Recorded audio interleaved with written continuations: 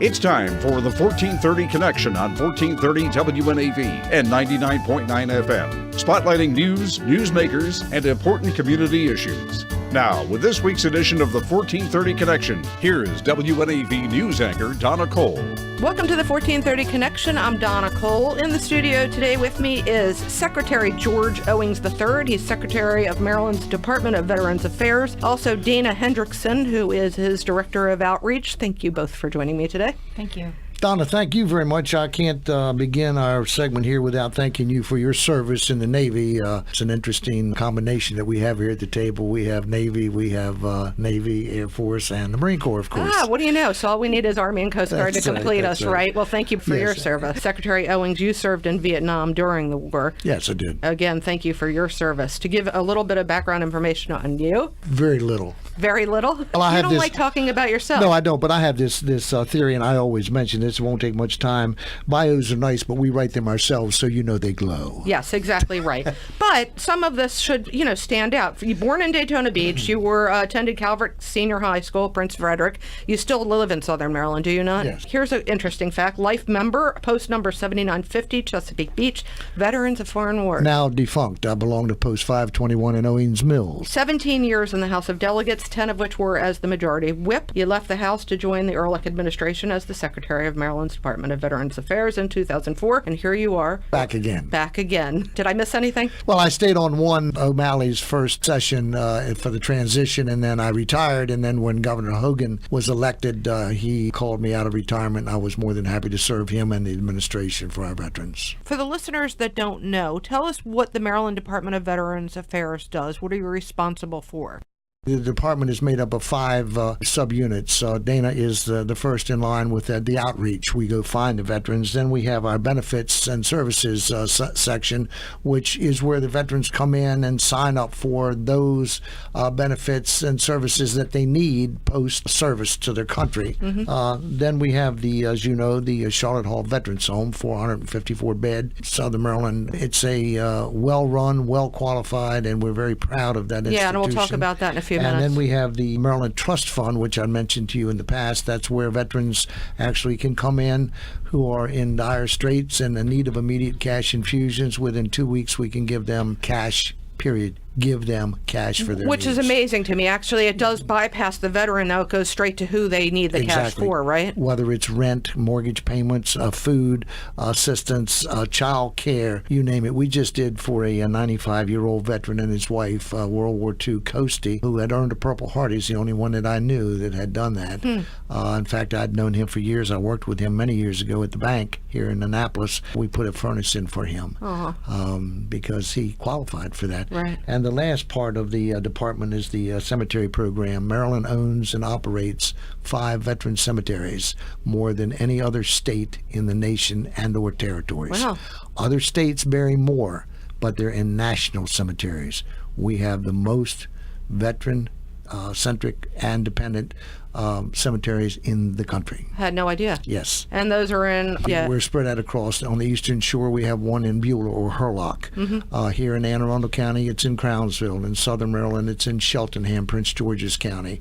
In Garrett County, it's in Rocky Gap. And Garrison Forest, which is our largest in Baltimore County. Since we're on that topic now, there is, as you know, and unfortunate for many years, has been a backlog getting into some of the federal cemeteries, yes. and most especially Arlington, yes. which could take months to get a veteran yes. entombed at Arlington. You do not have the same situation here in Maryland. We do not. We bury, as I said, more than any other state in the nation or territory. We run about 3,200 internments or inurnments a year. Quite often, the holdup is the paperwork. The only holdup for the veteran is the 214. Mm-hmm. Absolutely must have a DD 214. When you relayed this story, I could see that it brings you much sadness when you're having to tell people that I can't do it right now. We can't do it until you provide the proper documentation. So for those of you that have veterans in your families, for the veterans themselves, make sure you have that DD 214 handy. It also will assist if there's been no claims prior to the veteran passing, that there could be some DIC involvement, that's dependent indemnity and compensation due down the line that they might not even have been aware of. Good point. And that's why that's the most important document that a veteran can have, is that discharge document, the DD-214. Dana, to get you involved in this conversation, outreach, finding the veterans, is that an issue for you, and making sure they know what they're entitled to? It's a very good question. We are very creative in our attempts to connect with the veteran community across the state. It's really important that we are mindful of the diversity of our veterans, being mindful of how our younger veterans are seeking information, making sure that we do have a social media presence, having a mobile-friendly website, as well as ensuring that when we are connecting with our older veteran population, that we have printed materials for them. Just being very creative. We are very closely connected with other state agencies, the Department of Aging, Disabilities, Health and Mental Hygiene. We're very closely connected with a nonprofit community and making sure that if we are not getting directly to the veteran, that we're getting to those who are working directly with the veteran and educating them on our services, so that way then they can serve as an advocate on our behalf and drive the veteran to us. Very good. All right, we're going to take a short break. When we come back, more about what the Maryland Department of Veterans Affairs does and why it's so critical to us veterans. This is Donna Cole on the 1430 Connection. We will be right back.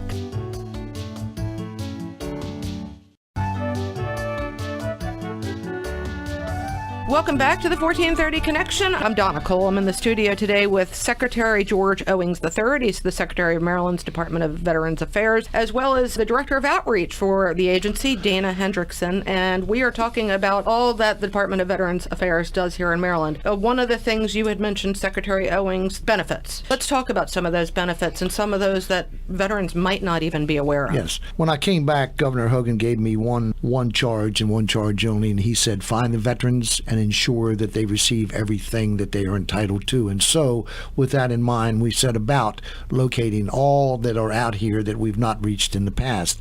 When a veteran is discharged, we get a copy of those who are discharged in Maryland or whose home of record is Maryland, straight from the Department of Defense.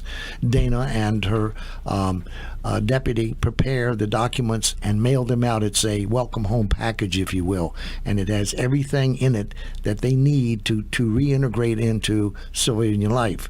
And one of those is the package for who to contact in the department for benefits and services in Baltimore. We have direct lines. Now, we have an itinerant system in Maryland because we can't staff every single county. Right. And in fact, Anne Arundel County is to be commended. There is a Veterans Commission here in the county, and there are service officers in the different veteran service organizations that also help us, and we help them finding the veterans, signing them up, getting them into the system. That's actually amazing to me, because when I got out, there was nothing in the mail. You know, this is a welcome thing. And as you well know, and as all Marylanders know, we have a wealth of military bases around the state. Oh, yeah. And so there are many veterans and or active duty people. Dana's operation reaches out to the active duty as well, whose families are here at home, perhaps while they're the veteran side of the family is on deployment. Right. So we are not limited to just that, but the benefits are the cornerstone of what the veteran is looking for as a exit. I mean, you see, I'm wearing hearing aids. It's just one of the things that comes with old age or service-connected activities, if you will. Being around all that artillery. Airplanes and things of that nature. So, but the benefit side of it is very important, and we have a robust department headed by Phil Munley, a retired Navy chief, who runs that section of the department. There's a lot of student help available for those that want to continue in school or get into school. Yes, there are. In fact, that's been revamped. I used it, as a matter of fact, when I got out of the service, and my little county of Calvert didn't have any additional post-secondary education facilities, so I was able to go to Prince George's Community College at the time. There were two buildings there. We're talking the 60s now, the late 60s. Of course, it's grown considerably, but I'm an alumni of Prince George's Community College, and it's most important that education continue on after your service. And so the GI Bill, it's been revamped now a couple of times.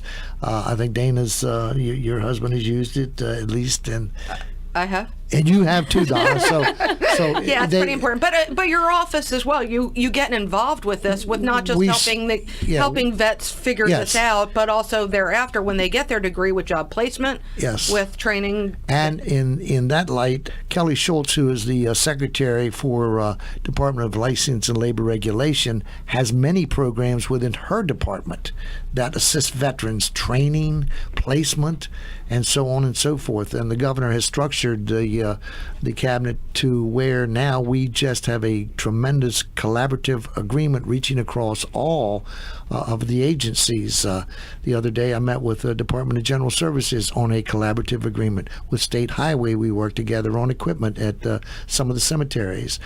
So it's just a beautiful relationship all across Governor Hogan's cabinet. Speaking of this collaboration, free admission or reduced admission to state parks, also fishing licenses. We push for that with the help of our legislators who introduce the bills themselves. And the governor puts legislation in along those lines too, because a Purple Heart, an individual with a Purple Heart, now you can have a Purple Heart and be missing a couple of limbs. You can have a Purple Heart and not be missing anything. So the Purple Heart itself should be a qualifier, in my opinion, for hunting licenses, fishing licenses, park entry fees being waived, and things of that nature. And we're working all towards that very thing. And yes, the Maryland driver's license. And I said to you before the interview started, yes, a lot of vets don't realize that it says you can get veteran stamped on the back of your driver's license. And you came back and said, yes, well, working with the Department of Motor Vehicles, it was pointed out to me that on the back of the license was a W. And what does W mean under restrictions? It meant nothing to Home Depot or any of the other places offering discounts. So again, in collaboration with Motor Vehicles, Chrissy Nizer, and the secretary, Pete Ron, we've now reinvented the driver's license to where the word veteran in high font is right under your picture on the front of your driver's license at no charge to the veteran. Which is amazing, and I love that, except for the part where I have to get my photo retaken. Well, there are downsides. It's a small thing. There's no charge. There was some confusion initially, but the administrator, Chrissy Nizer, who runs Motor Vehicles, has gotten it all ironed out now straight. And if any veteran does go in for an amended copy of their driver's license and they are charged, go ahead, pay it, and we will see that they get reimbursed for that. All right, so before I go to Home Depot today, I am actually now going to the Motor Vehicle. Yes. Thank you very much, Secretary Owings. However, so you said Home Depot, and I will bring it up. It's the place where I continue having problems with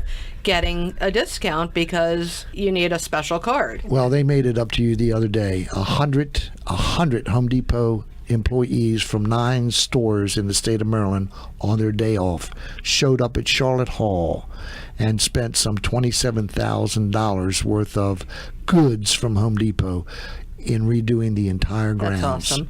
And when they left the mulch for further use. They left the stone for the courtyard. They left 60 flags that were flying the day they were there. So I can't thank Home Depot enough for what they've just done. Absolutely. All right, we're going to take another short break. When we come back, we're going to talk a little bit about Charlotte Hall. Yes. This is Donna Cole on the 1430 Connection. We will be right back.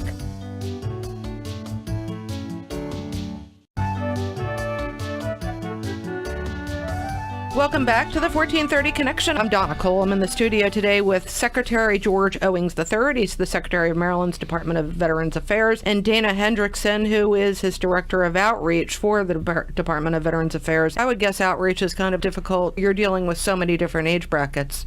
Absolutely, and that's really where the advocacy piece comes in, and just ensuring that we're very, very creative in our outreach and going to the various state agencies that are serving veterans at the various age brackets and various demographics, and also the nonprofit community, the organizations that are building out the Team Red, White, and Blue, the Team Rubicon, where the younger veterans are starting to become a part of and reaching out and sharing our information with them. So yes, it requires a lot of creativity and ingenuity.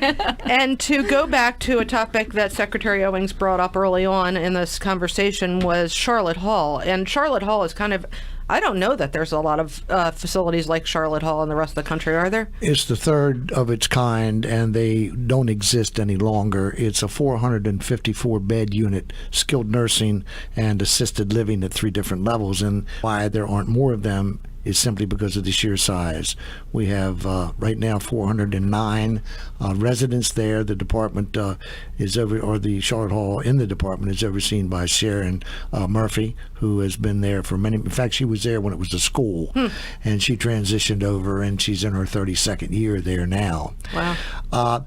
When you put a number of veterans together in a place that's confined, I don't have to tell you what happens. Yeah. Army, Navy, Marine Corps, Coast Guard, and everything in between. Great camaraderie. Exactly, and there are distinct differences in the branches, and so when you put that aging group together, now what the VA has done, and we are in the midst of now looking for a second home because we need it in this state. Some 430,000 veterans still here, and we are actively moving up the list on the VA.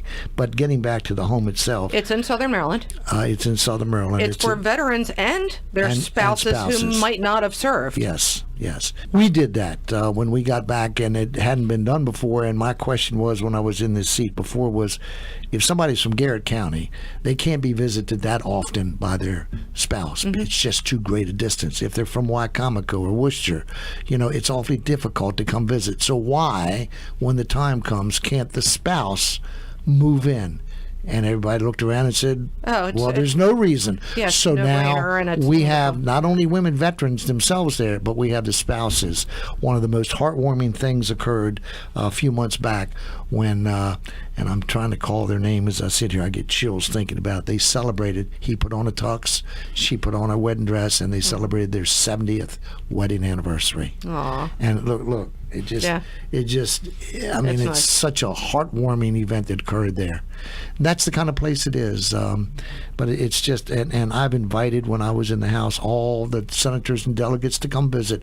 And then when I got back this time, I invited some more down. And they do come down on occasion. They should. They But should, I absolutely. wish everyone could come down and visit. Now, the Appropriations Committee will be visiting shortly because they're the money side of the state government. But I've invited them, and they're coming down. So it's going to be another exciting day there. And you're looking for to make another facility, like? Yes, we're looking now and it's been in the news lately, at Rosewood property, which Stevenson University just bought the lion's share of. There's some extra land still there because it's state property, and I'd like to build a second home there, or whoever follows me to follow through on that and move us up the line to get us in about number 7 or 8 position on the VA list for new homes.